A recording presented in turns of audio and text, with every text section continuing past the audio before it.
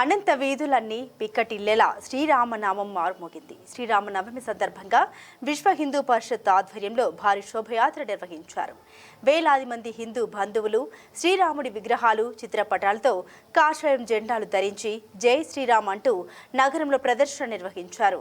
వైద్య ఆరోగ్య శాఖ మంత్రి సత్యకుమార్, మెదక్ జిల్లా ఎంపీ రఘునందన్ రావు ఈ యాత్రను ప్రభుత్వ జూనియర్ కళాశాల మైదానం నుండి ప్రారంభించారు.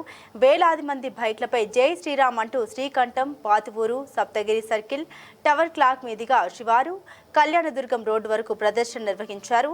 ఈ సందర్భంగా ఎంపీ రఘునందన్ రావు మాట్లాడారు. హైదరాబాద్లో కూడా ఈ తరహా ఐక్యతతో శోభయాత్ర జరగలేదన్నారు.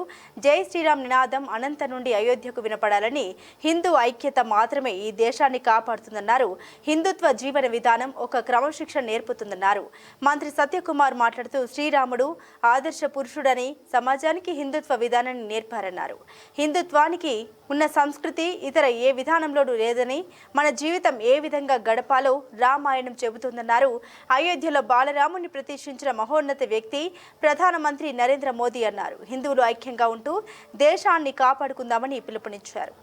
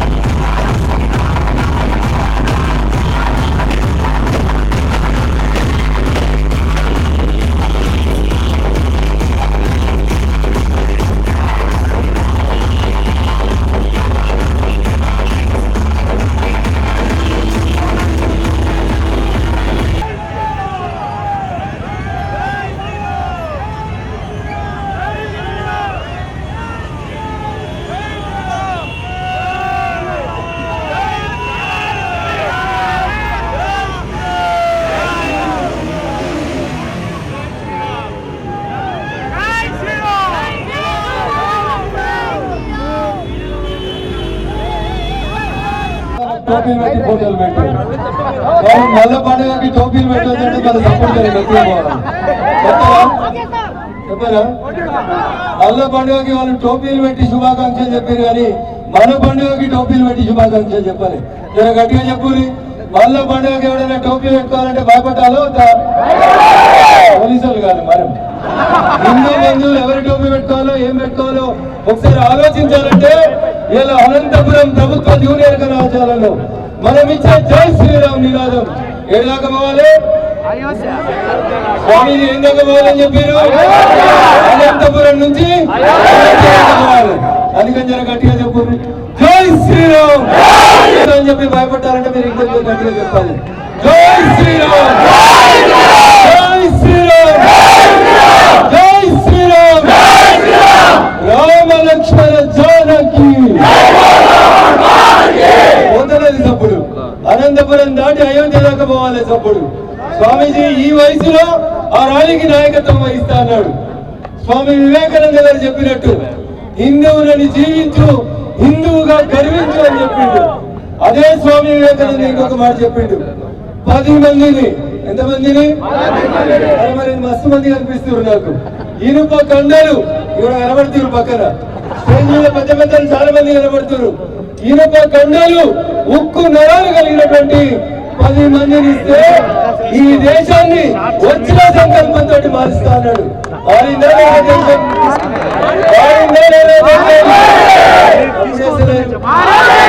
అనంతపురంకు నేను వచ్చినప్పుడు అనుకున్నా ఎన్నో 1000-2000 మంది ఉంటారు. మా సత్యంలో పిలుస్తున్నాడు కదా పోదాం, మా లక్ష్మణ్జీ పిలుస్తున్నాడు కదా పోదాం అని వచ్చిన. కానీ ఇంటికి వస్తే చూస్తే మా భాగ్య నగరంలో రాముని శోభయాత్ర ఎంత గొప్పగా ఉంటుందో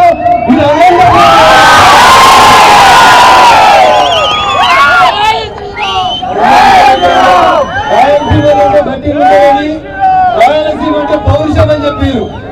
నాడు రాముడు మనిషిగా పుట్టి మానవునిగా జన్మించి మానవునిగా మారిండు. మానవ జన్మ నుంచి మానవ జన్మగా రాముడు మారిండంటే ఇంకొక పెద్దలు సత్య గారు చెప్పినట్టు ఆయనకున్నటువంటి సకల లక్షణం. హిందూ ధర్మం ప్రతిసారి కూడా ధర్మం, పరమత సహనం కలిగినటువంటి వాళ్ళం, కానీ చేతగాని వాళ్ళం కాదు. సందర్భం వస్తే అయోధ్యలో రామ మందిరం కట్టాల్సిన సందర్భం వచ్చింది. చలో అయోధ్య అంటే పోయినవా? అనంతపురం రాలేదా? స్వామీజీ రాలేదా? సత్యగారు కదిలిందా కదలలేదా? అయిందా కాలేదా? గుడి అయిందా కాలేదా? అంటే మీ లోపల కాన్ఫిడెన్స్ ఉంటే, ఒక విశ్వాసం ఉంటే, నేను ఈ పని చేయగలుగుతాను అనుకుంటే చేయగలుగుతామా లేదా? చేయగలుగుతామా లేదా? ఒక్కడే బయలుదేరి ఉంటారు మొదట బయలుదేరినప్పుడు, కానీ కరసేవ అయోధ్యకు పోయిన తర్వాత ఏం జరిగిందో మీకు అందరికి తెలుసు అనుకుంటా. తెలుసా? మేము ఉన్నంత కాలం రామ మందిరం కట్టనీయమన్నారు. ఉన్నారా వాళ్ళు? ఉన్నారా? ఉన్నారా? గుడి కట్టినవా లేదా? కట్టినవా లేదా? అందుకని మన సంకల్ప బలం ముందు ఇంకేం కూడా పనిచేయదు. ఇందాక స్వామీజీ మాట్లాడుతూ ఒక మాట చెప్పిండ్రు, హనుమంతుని శక్తి తెలియదు. అట్లే మా అనంతపురం హిందూ బంధువులకి వాళ్ళ శక్తి తెలుస్తలేదు. ఒక్కసారి శ్రీరాముని శోభయాత్ర ఈ కాలేజీ గ్రౌండ్ సరిపోయినంత మంది గదిలో వచ్చారు. ఎంతమంది అయితే ఇక్కడ లోపల ఉన్నారో అంతకంటే ఎక్కువ మంది రోడ్ల మీద ఉన్నారు. సూర్యుడు మళ్ళీ బయటకు వస్తున్నాడు. మీరు గట్టిగా లేరని సూర్యుడు కూడా అర్థమవుతుంది. మీరు గట్టిగా స్లోగన్ ఇస్తే సూర్యుడు కూడా మబ్బులు వెనకాలకు పోతాడు. ఆ శక్తి మన అనంతపురంకు ఉందని వాళ్ళని నిరూపించాలి. దయించి నేను మీకు ఒకటే ఒక విజ్ఞప్తి చేస్తా ఉన్నా. రాముడు అంటే అదే చెప్తా ఉన్నా, రాముడు సూర్యవంశీయుడు కాబట్టి ఆ రాముని పేరున జరుగుతున్నటువంటి ఈ అనంతపురం శోభయాత్ర ఎంత గొప్ప ఉంటుందో చూద్దామని మన సెల్ ఫోన్లతో పాటు ఆయన కూడా ఫోటోలు తీసుకుంటూ వచ్చింది. స్లోగన్స్ ఇస్తే ఈ నుంచి అనంతపురం నుంచి ఆ అనంత విశ్వంలోకి నిలబడాల్సినటువంటి ఒకే ఒక మాట,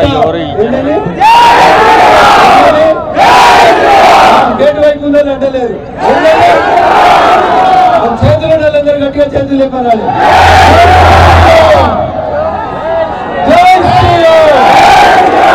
చేతులు ఎప్పుడు కాదన్నా స్లోగన్. నేను మళ్ళీ చెప్పిన, అనంతపురంలో వచ్చే పండుగకి మన పండుగకి ఎక్కువ ఫ్లెక్సీలు ఉండాలో, టోపీల పండుగకి ఎక్కువ ఫ్లెక్సీలు ఉండాలో మీరు ఇచ్చే నినాదం నిరూపిస్తుంది. దేనికి ఉండాలి? అర్థం లేదా? నేను వస్తుంటే కొంతమంది టోపీలు పెట్టిరు మన హిందూ బంధువులు కూడా, కానీ ఇలా వచ్చి వాళ్ళు శ్రీరామనవమి ఫ్లెక్సీలు పెట్టలేదు. వాళ్ళు పెట్టాలంటే ఏం చేయాలి? మనం సంఘటితంగా ఉండాలి. ఎట్లుండాలి? సంఘటితంగా ఉండాలి. కులం పేరు మీదనో, మతం పేరు మీదనో, రాజకీయ పార్టీల పేరు మీదనో మనం విడిపోతున్నంత సేపు ఆ ఫ్లెక్సీలు అట్లా కనబడతాయి. అవి కనబడాలో వద్దా? కనబడతాయి. మన చేతులు ఉంది. పోలీసులను నూకేసుకపోయి ఫ్లెక్సీలు చింపేయమంటలేదు. ఏం చెప్పాలి? అనంతపురం అంతా ఒకటే నినాదం వినబడాలి. నినాదం వింటే వచ్చేసారి ఫ్లెక్సీలు. ఒక్క హిందూ బంధువు కూడా ఆ ఫ్లెక్సీ పెట్టడానికి ధైర్యం చేయొద్దు. ఎవరి చేతులు ఉంది? అది ఎవరి చేతులు ఉంది? మీ ఒక్కరి చేతులలో, ప్రతి ఒక్కరి చేతుల్లో ఉంది. ఒక దీపం ఇంకో దీపాన్ని వెలిగించినట్టు కుటుంబాన్ని కదిలించాలి. హిందూ సంఘటన, హిందూ చైతన్యం, హిందూ ఐక్యత మాత్రమే ఈ దేశాన్ని కాపాడగలుగుతాయి. అది మాత్రమే మన శక్తి అనేది మీరంతా గుర్తుంచుకోవాలి. చాలా మంది చాలా విషయాలు చెప్తా ఉంటారు. శ్రీరామచంద్రుడి గురించి చెప్పడానికి నేను చాలా చిన్నోన్ని. రాముడు వారధి కడుతుంటే ఉడతలు ఇసుక తరలినట్టు నేను రాముడు లాంటి రామ సైన్యంలో ఒక చిన్న సైనికుని. కానీ మీ అందరి ప్రేమ అభిమానాలతో పాటు ఇంతమంది పెద్దలు ఉన్నటువంటి ఈ వేదికలో మీతో పాటు నాలుగు మాటలు మాట్లాడడానికి ఇక్కడికి వచ్చేసాను. హిందుత్వం ఒక జీవన విధానం, ఒక క్రమశిక్షణ, ఒక మంచితనానికి మారుపేరైనటువంటి జీవన విధానం హిందుత్వం. అన్యదా శరణం నాస్తి, నువ్వు తప్ప నాకెవరు దిక్కులేనని వస్తే శత్రువును కూడా క్షమించినటువంటి ధర్మం హిందూ ధర్మం. కందనర్థం మన చాతకంతరం కాదనేది ఒకసారి సమాజానికి చూపెట్టాలి. కాశ్మీర్ నుంచి కన్యాకుమారి దాకా ఈ రోజు ప్రతి వాడలో, ప్రతి గల్లీలో, ప్రతి హిందూ గుండె ఏం చెప్తుంది?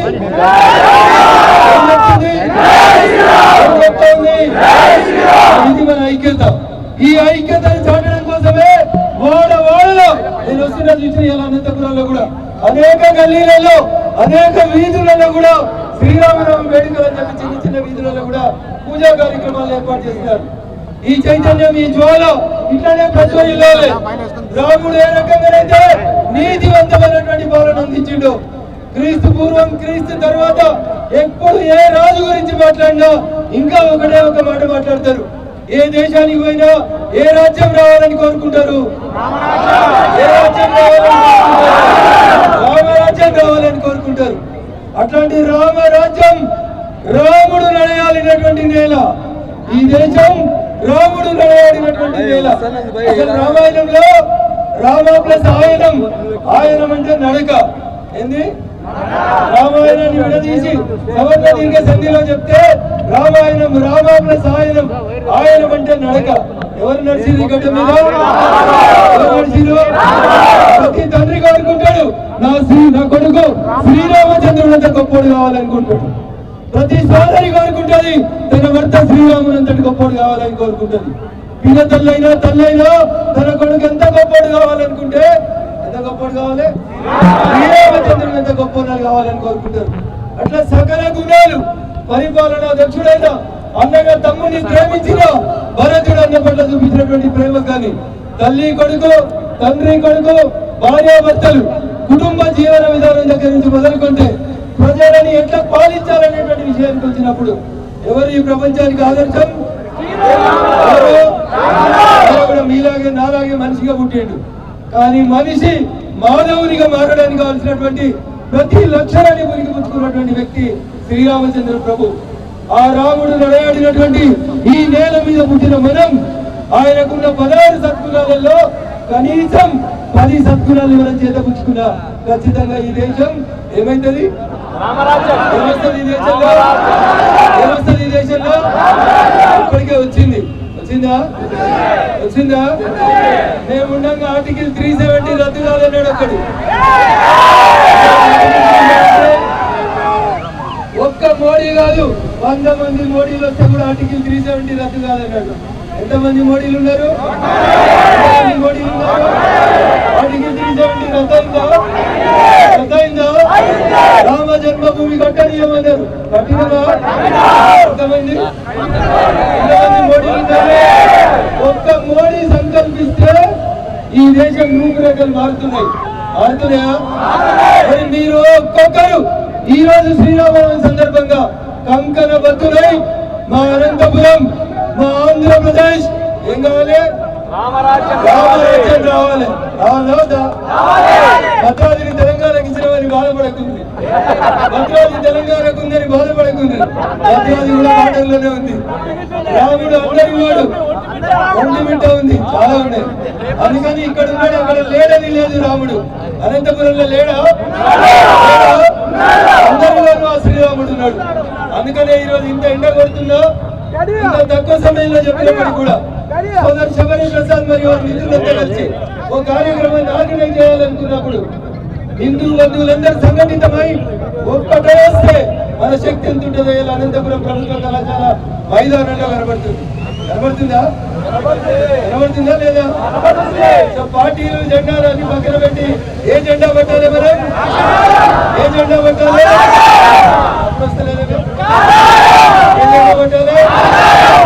మళ్ళీ చెప్తున్నా, సూర్యుడు కూడా మన ర్యాలీ మొదలయ్యేసరికి ఫోటోలు తీసుకొని వెళ్ళిపోవాలి మా ఊళ్ళోకి. గట్టిగా చెప్పుర్రి. ఏ జెండా ఎగరాలి? గర్వంగా చెప్పుకోవాలి. ఏ జెండా? వ్యవసాయం జెండా అని చెప్పుకోవాలి. ఆ దిశగా మీరందరూ కూడా పనిచేయాలని చెప్పి విజ్ఞప్తి చేస్తూ జెండా చేతుల్లో హిందూ బంధువులు కూడా ఒకసారి జెండాలు ఇవ్వాల్సిందిగా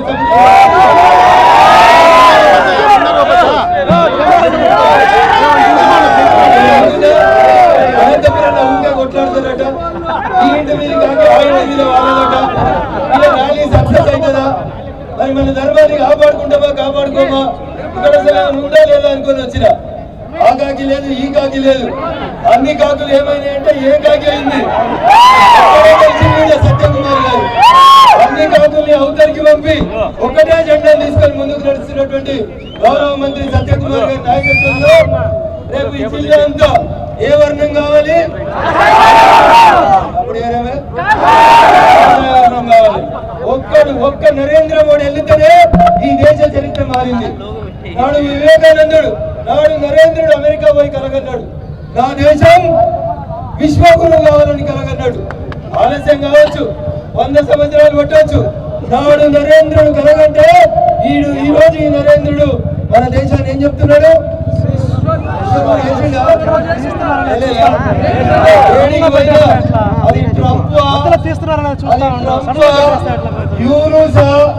ఇంకొకర పక్కన పెట్టి అది ఏ దేశమైనా, అమెరికా అయినా, ఆబుదాబి అయినా, ఆస్ట్రేలియా అయినా, యుఏఈ అయినా, ఏడికి అయినా ఈ జెండా ఇలా ప్రపంచమంతా ఒక మార్గదర్శనం చేస్తా ఉంది.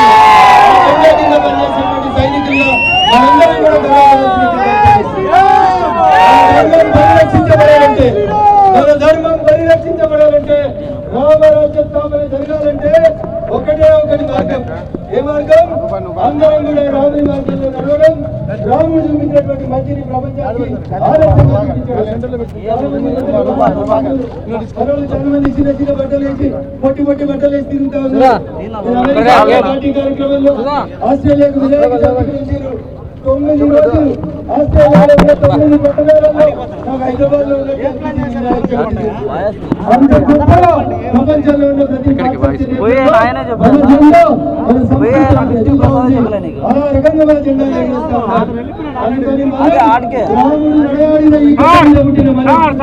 సంస్కృతి సాంప్రదాయాన్ని ప్రపంచానికి దాటుతున్నటువంటి ఈ శుభ తరుణంలో మీ అందరితో కలిసి రాముడు జన్మదినమైనటువంటి శ్రీరామనవమి సందర్భంగా ఆ రఘురాముని అంశంలో మా అమ్మ నాన్న ఎందుకు పెట్టినో తెలియదు, రఘు అని పేరు పెట్టింది. అందుకని అవకాశం కల్పించినటువంటి వేదిక మీద ఉన్నటువంటి హిందూ బంధువులందరికీ, స్వామీజీలకి, పెద్దలకి, మా అన్న ఈ రాష్ట్ర మంత్రివర్యులు గౌరవనీయులు సత్యకుమార్ గారికి, ఈ కార్యక్రమాన్ని ఆర్గనైజ్ చేసినటువంటి సోదరులు సాయి ప్రసాద్ గారికి, ఇతర హిందూ బంధువులకి, అది విశ్వ హిందూ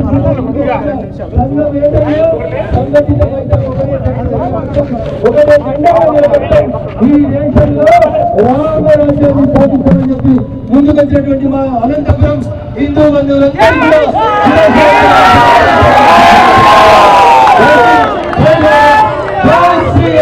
పాలకుడు, పరిపాలకుడు, ఏకపత్నివతుడు శ్రీరామచంద్రుడు